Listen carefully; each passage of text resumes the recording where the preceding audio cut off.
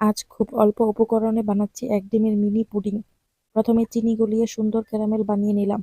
2 table চামচ পরিমাণের চিনি ও সাথে 1 টেবিল চামচ পরিমাণের পানি দিলে ক্যারামেলটা সুন্দর রেডি হবে পারফেক্ট ভাবে।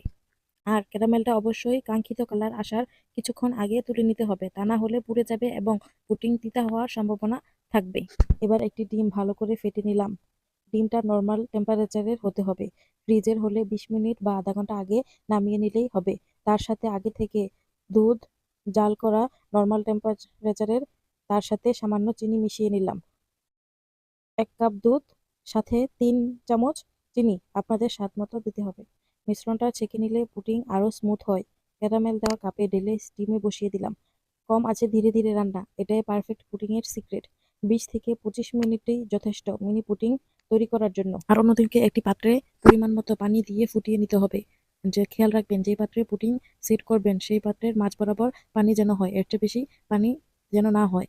আর অবশ্যই পুডিংটি অল্প আঁচে রান্না করতে হবে, তা না হলে পুডিংটি ফেটে যাওয়ার সম্ভাবনা থাকে। দেখুন কত সুন্দর সেট হয়ে গেছে এক ডিমের নরম স্মুথ আর সুন্দর মিনি পুডিং। আপনারা আপনাদের পুডিংটি অবশ্যই ঠান্ডা করে তারপর মোল্ড আউট করবেন।